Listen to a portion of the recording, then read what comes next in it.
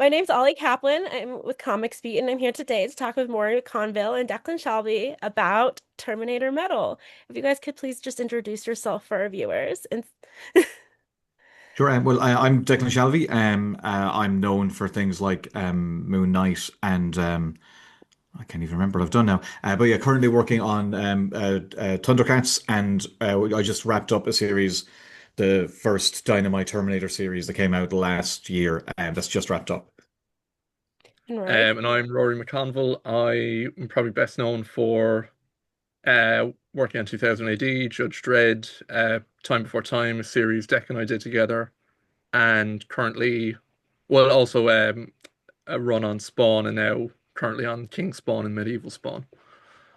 I like how I didn't know this time before time, even though we both Yeah, worked on yeah. it. Cheers, It's great. cheers for It's that. great. Yeah, It's a great start, but yeah, we're both co-writing Terminator Metal together. The way we co-wrote Time Before Time, and the artist on the issue is Lorenzo Ray. Perfect. And actually, that was my first question anyway, what it's been like reuniting on another project after time, and how has your collaborative process kind of evolved since then? Well, we're going to meet up this weekend, so I think if there's a problem, Rory will let me know. yeah.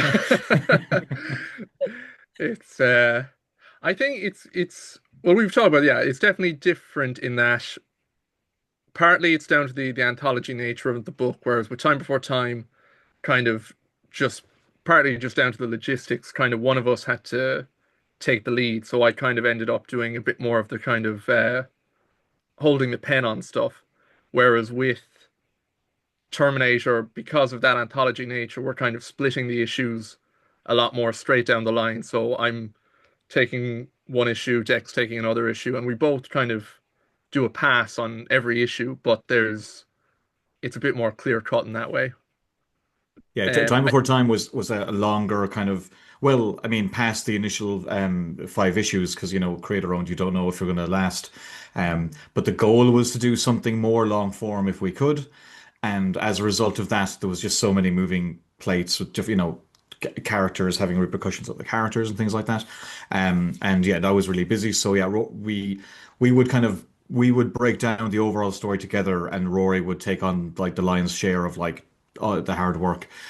Whereas with this series, it's the same at the beginning, where we're both kind of breaking stories together and then working out which who'd like to do which.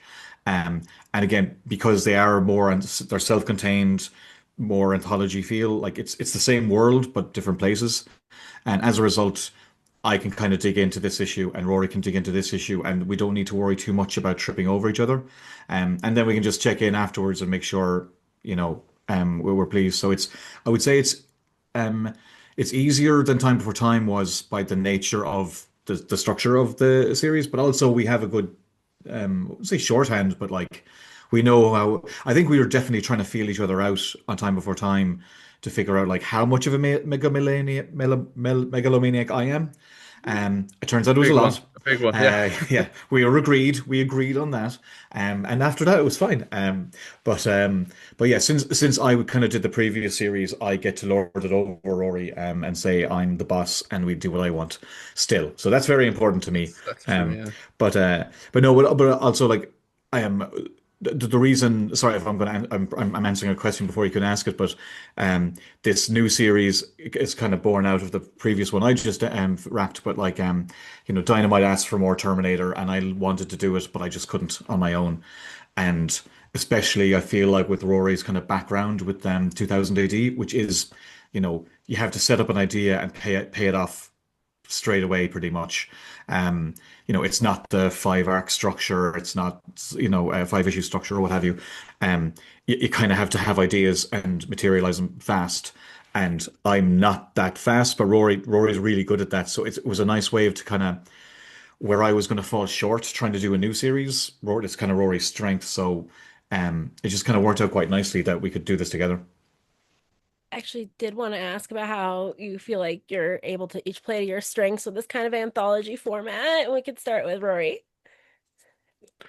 Yeah, I mean, I suppose like as Deck was saying, like I suppose with my background, there is the 2000 AD Judge Dredd stuff. You do really just have to keep generating ideas. So, and also it's, a lot of it is dystopian sci-fi as well. Um, in terms of strengths, I suppose well one you could either view it as a strength or a negative, but I suppose like Deck has obviously been working on the previous Terminator series for the past year and a bit now, so he's very much in the trenches, and so I think having someone who's also coming to it with a bit more distance, and while I'm obviously familiar and a fan of the Terminator, I wouldn't say I'm kind of like an uber fan, so I have a certain degree of distance from it as well that I think maybe allows you to take stories in different directions. Yeah, and I think well, I think Rory's strength are the strength of the ideas and the volume of them. Like it's not like he comes with 100 pitches or anything, but he's not too protective of the ideas. Like he's okay to throw them out if they're not working.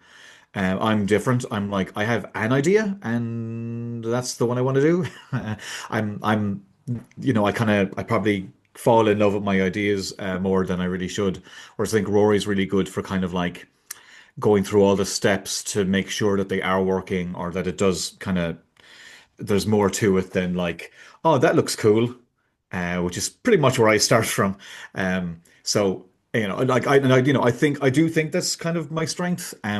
But I also know it's not enough to maintain like a series of ideas or a book. So yeah, I think if I have any shortcomings there, Rory, um, like catches those. Whereas, I mean, I don't know if Rory feels this, but like I think sometimes when we're talking, I'll bring up like a visual thing or something. I'll and it's not that it's a weakness of his or something. I just think, he's writing a lot, and I think I write enough to figure out a lot of the kind of visual moments, and one isn't necessarily better than the other, but I think a good balance between both. Kind of, there's a little bit. I don't think there's much tension between me and Rory, but what little there is, I think, just makes the script better.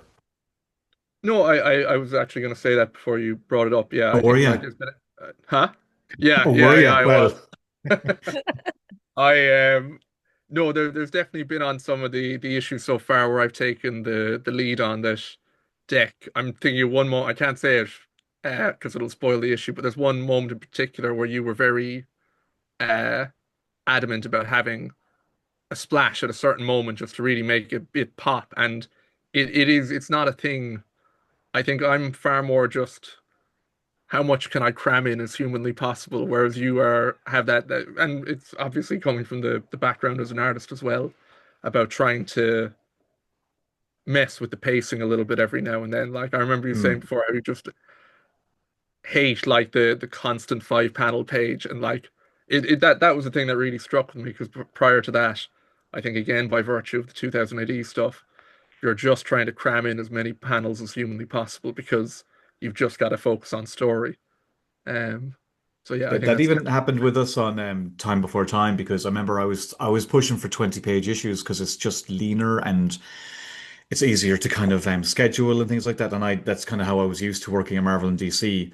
But like, Rory really wanted 22 pages, which is we ended up doing. And it does go, and having written Terminator for the last year and Thundercats 2, those two extra pages, I mean, actually, it's actually easier to justify a splash page when you have 21 pages of that's much tighter. So yeah, I definitely see the benefit of having them. And yeah, and I say yeah, if it's a criticism, like we're airing all this out now in the public yeah, sphere, yeah. but no, yeah, Rory crams stuff in there, and I think because he wants value for money, he wants to make sure the reader's getting as much story as possible. I am a little bit more vibes maybe, where I'm like, a cool image does a lot of work. Mm, Um, uh, and let the artist, deal with that. You just need to write like, the armies fight done. done. Um, but and yeah, Rory's instincts aren't really like that. Mine are a little bit more like that because I also know I think of a good instinct for when the artist just wants to draw something cool. Um, Yeah, and that's not some wouldn't expect a writer I to don't care about necessarily. artists. Is the takeaway? Is Yeah, that the yeah, yeah. takeaway? Yeah. Say now that I'm a writer, I'm not that bothered. But Yeah, again, like I think it might be a weakness of mine that I lean into that too much too. So I think it's and again, these are done in one issues, and you do need to really set up character and what the premise is, and in a way where you're not just front loading all the exposition to start. Like it's a delicate balance, and it is quite hard to do done in ones. But yeah, but also I think I remember Rory when you were doing Write in Blood, a graphic novel, having more room to tell a story Mm. that wasn't just like 7 pages. Um, I think not that you had a hard time with it, but I remember you being like, "This is insane." Yeah, no, it was, I mean, that was what, like 128 pages or something. So that was, it was definitely going to a much bigger platform all of a sudden in terms of the amount of space you had available to you. And it's, Mm. And I do think this is kind of the cool thing about this book is, I mean, it was my thinking when I was doing the first series that, you know, I've never written for 1000 AD, but it was definitely in the DNA of my thinking of like, anthology dystopian stories. Um, so it is cool. It kind of feels like we do get to have a kind of a future shock, where you can kind of do anything yeah, as long as like it's within this kind of, Terminator world, and as like long there's as there's loads a of, Terminator, that's the, yeah, yeah. So who's kind of like the lore hound here? They're all lorehounds, Ollie. Every uh, every every Terminator fan is a lorehound.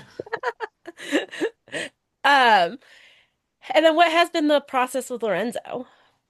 Like you've talked about giving him space to kind of create just cool art picking and your stuff. jaw up off the floor repeatedly because the pages are so crazy good. It's, I mean, Mm. I think Jack, you were the one who was saying like, for a book like Terminator Metal, like, I mean, there are a few artists out there more metal than Lorenzo. Like, I mean, it's just, and I think particularly for that future war era that this series is going to be focusing more on. For the first issue, he just captures the tone and the grit and the atmosphere really well. Yeah, and he did. I have to take credit. I found him. Actually he found me. I was at a convention in Italy, and he came over and told me he was a fan, and he was really really nice. And then we were looking for artists on Terminator. I was like, geez, I wonder what this he's up to now. And I looked him up, and his stuff had really come on. So I thought, oh, great, he could do the submarine issue for it was issue 4 of the previous series. Did a great job, and then had him back for issue 6, which is set actually in the future war period. And oh my God, like he just leveled up like crazy. The pages were fantastic. They were so interesting and dynamic. So when we were looking to launch this new series, and the title ends up being Metal, I'm like, well, like Lorenzo is just perfect for it. And by God, has he? Again, he's leveled up even more. And I love it when he shares little clips on Instagram. He actually has like some kind of crazy death metal in the background. I'm like, yeah, yeah, this was the right guy.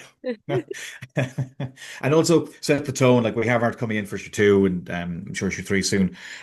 Like it sets the tone for what the book is, especially when we didn't. I don't want this to feel like it's issue 11 of the previous series. It's very much in the same vein, but like if you're going to have a new issue 1, I think it's important that you feel it's a new book. And like just those opening pages alone, like he just I can't, yeah, like Rory said, picking your jaw up off the floor is really our main job. Okay, and then for fans of the previous Terminator one, what is new or different about metal that might surprise them?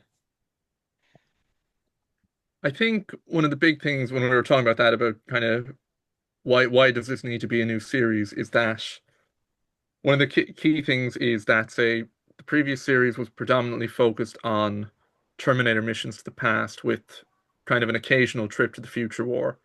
And we're flipping that, where kind of it's a lot more about particularly what it's like for humanity living in this future war era, and like how you survive as a human in this world.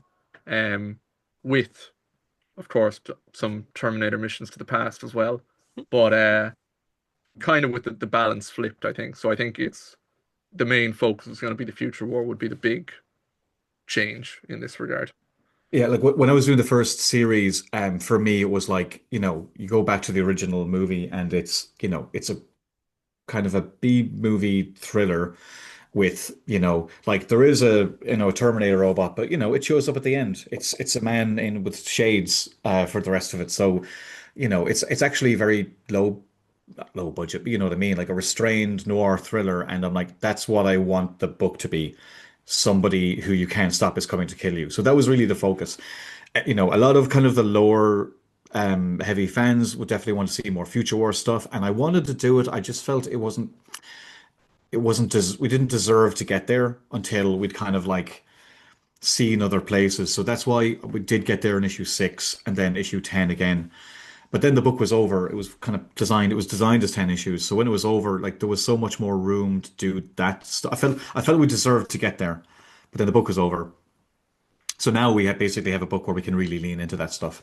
But I also think I think there's too many ideas with time travel stuff as well. So like Rory said, flipping the focus to the future war stuff, but still have sprinkling in some, more time travel stuff because again there's so much space to do both. But yeah, in order to justify like a new series, I felt we felt that it was more important to focus on that area that didn't really get explored too much. Has like And with the time travel missions as well, like the ones we are doing, I think we are trying to find new spins on the format where we can. Like, I mean, with the we have a cowboy issue coming up, which I think will be. I'm excited for people to see that one. Yeah, I've mentioned to some people and like, I heard a cowboy issue and then I thought, oh, I'm going to have to explain this one. And they're like, I'm in. It's like, oh, great. Okay, cool. Um, but yeah, I think it's still important to do kind of, fun stuff like that. I don't mean like, fun isn't the thing you necessarily think of the Terminator, but like we're still like, you know, it's a concept that's tight enough where you can do kind of weird takes, I think. And I think that's been the strength of the previous series, so I didn't really want to lose that about the new one too. And then do you think it will be accessible to fans that maybe are new to Terminator as a whole, or even just the comics, or, know? I think so. I mean, like say Rory wouldn't have known Terminator as well as I have, and I don't know. I think that was the strength of the previous series is that it's not like I what I didn't want to do with the previous series is steep it in lore where it's all about, like a lot of the fans are asking about like John Connor, Sarah Connor, stuff like that. And I love all that stuff, but I felt it had been really explored in the films where there was all this other stuff you could kind of play with. So I leaned into that. And as a result, I think if you even haven't seen the film, you could pick up that series and maybe a couple of issues will be a bit harder, but again, I try to make sure the first ones are very accessible. With this new series, I think so too. I mean, it's just, a dystopian future. Like we've all read dystopian future stories. So I don't think there's anything that would, I actually don't even think you need to read the previous series to read this new one. Not that it's that important, I guess, but I think you can just pick up issue 1 and also issue 2 could be issue 1, issue 3 could be issue 1. I Yeah. like books that are accessible like that. They're hard to kind of materialize, but we have a real advantage being able to take a brand that's known like Terminator and just spin the wheel with like ideas and stories. But I know Rory, you're coming to it kind of fresher than I am. No, yeah, I mean, I think like in some ways, like the previous series, while it was an anthology, but there also was like a running thread throughout it that did kind of reward you for starting at issue 1. Whereas I think with this, we really are trying to make it so that, as you say, each issue could be your issue 1 if you want. Like, there's nothing to stop you picking up any issue at any point, and you should be able to get a complete story that is easy to understand. I kind of miss that with new comics versus old comics. It's like I love digging through the bin and getting any random issue and being okay with that story. Like I think Heidi calls it like a satisfying chunk of the story. Like you don't necessarily need to know everything that's going on. So I think that sounds really cool. Like just be able to, find one random issue of this anthology and be set. Oh, Yeah, well, I had that on when I worked on Moon Knight with Warren Ellis that like issue 1 was a great issue, but I remember thinking like issue 2 could have been issue 1, issue 3 could have been issue 1, and that's I think there's something cool about that because it forces you to reset every issue and mm, maybe even try step up.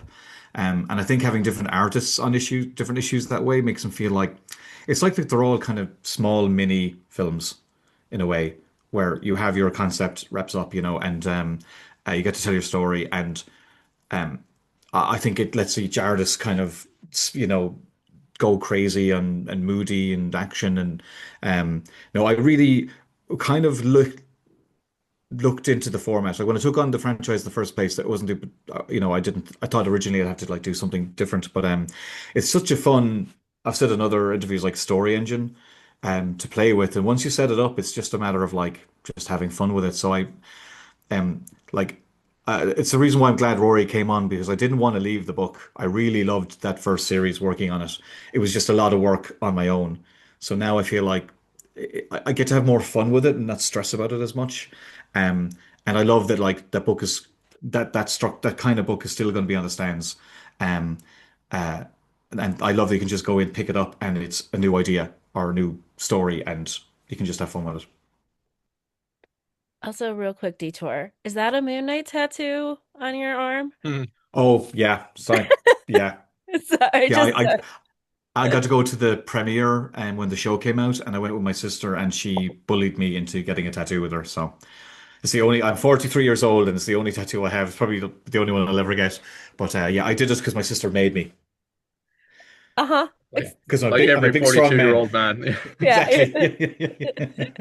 Do you have any tattoos, Rory, while we're on the I do subject? not know, but I'm not yet 43, so there's still time, I Yeah, think. Still yeah. time. He'll get one of my face on his chest. Maybe That's this weekend actually when we yeah, yeah, What stays and wherever you're meeting up. mm, yeah, yeah. yeah. Um, and then let's talk more about it going more into future war and kind of what narrative opportunities that can bring that setting brings to you as storytellers. I know you've touched on it some, but I'd love to dive in a little more. Well, I think one of the things I find is just that like the role of the Terminator is so different because whenever a Terminator comes to the past, obviously usually there's just one or two, and most of the people in that era don't have a clue what it is. Whereas in the future war, they're more kind of like zombies. They're like everyone knows what they are. They've been killing people for some people's entire lives. So that changes the shape, I think, of what or the position of what the Terminator is within the story. And I think that is like an area that hasn't it's been explored a bit, but I think there is still a lot of territory that can be done with it. And I think also the one thing about the future war that I find quite interesting is the notion that from what we've seen, it's predominantly been North America. We don't know how, say, other parts of the world have managed with this, how they've reacted, how they've survived and stuff. So I think that's as a setting, I think there's a lot to get out of it. Also, it's a massive, we can grow up with the Terminator movies, and it's like, oh yeah, and after Judgment Day, blah blah blah. But like, once you kind of dig into the actual dates and stuff, like, a lot of it's set in the distant future of 2004. Um, we're long past that now, so it's as it stands, the future war is like well over. By the time the T800 model is assembled, it's been 25, 27 years. That's a lot of time to cover. So, it's not like it needs to all be set in like 2014 or whatever. There's actually, like Roy said, location wise and time wise, and that's to say even has to stop there. It can go, we could set it 1,000 years later if we wanted to. Um, there's loads of space there. So what seems to me to be a very tight kind of time period to set a story in, which is why I didn't do it too much in the first series. Once you actually kind of look at it, there's loads to play with there. And I think, what's interesting about the first film and the first series is a lot of it's like human drama trying to escape from this unstoppable machine. And I think when you're in a world where Terminators are just, we know what they are, no one's going, what's that metal skeleton walking towards me? Everybody knows.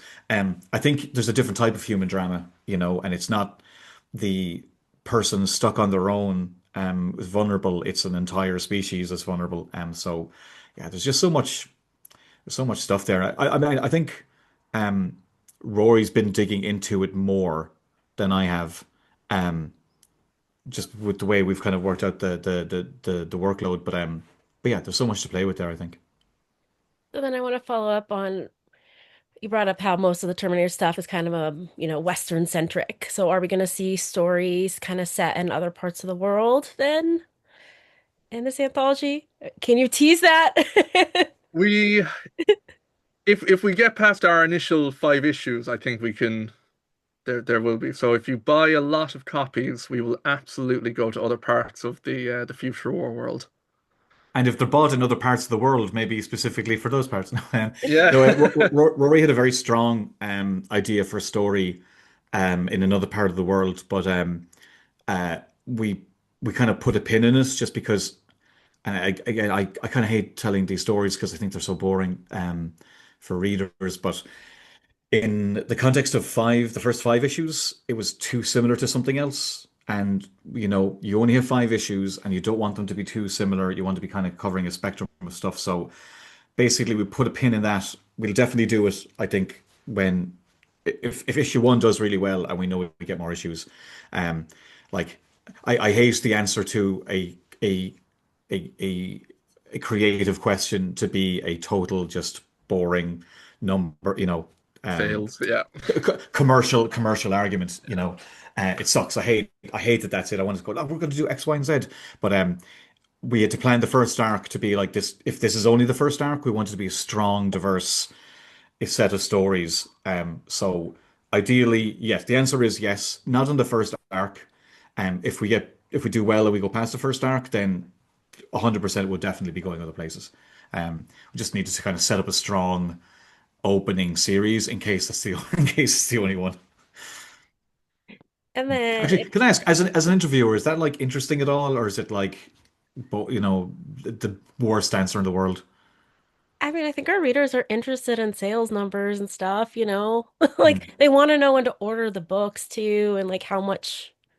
What I get tripped up on as like someone is like, what are those recommendations actually? Like, how can people actually, outside of final order cutoff, kind of ordering before that, actually help support the book?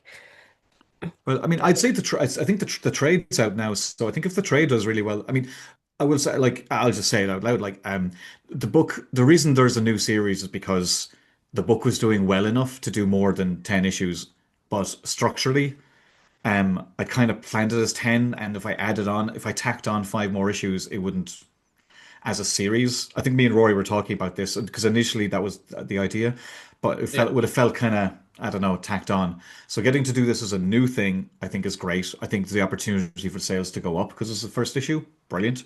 So the hope is it'll start strong enough that we'll get, you know, at least 10.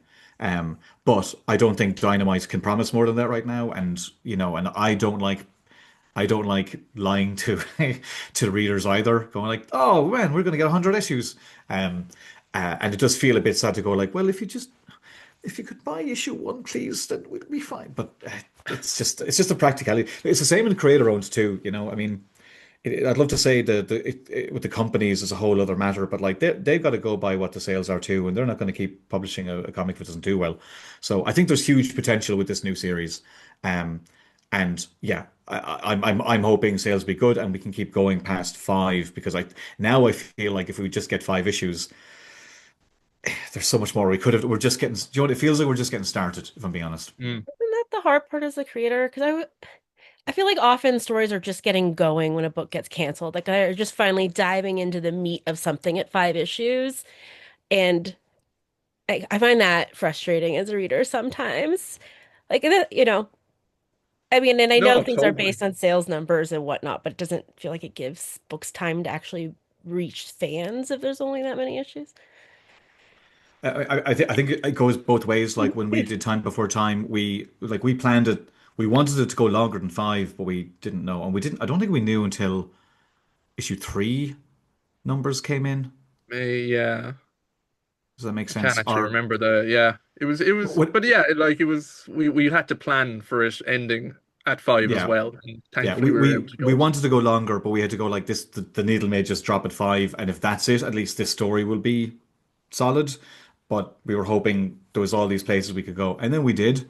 And I would say financially, we went as far as we could go with issue 28, 29, sorry.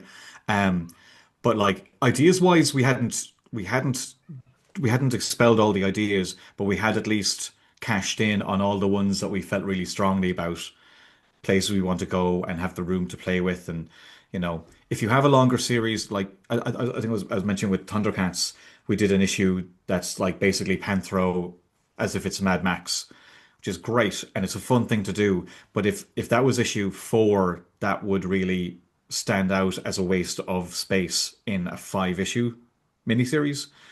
But with an ongoing, that's what I love about ongoing, is what I miss about a lot of TV as well, because everything's more concise episodes. When you had series that were like 20 episodes, you could just do a wacky one and it's fine. It doesn't really mess with the overall, um, ingredients of a story. Um, and even though we're doing anthology stuff with Terminator, like again, I said that one idea we said we'd stick a pin in it. It's not because it's not a good idea. It's just because you have to look at it in the context of, if this is the only 5 issues, then blah blah blah blah. So um, I think it's more of an issue when you're doing creator owned, because it's literally your own money trying to make it work. But um, at the same time, I understand companies. It's very hard for them to commit to something. Look, you never know what works. At Thundercats, I'm writing issue 21 right now. I didn't know that was going to happen.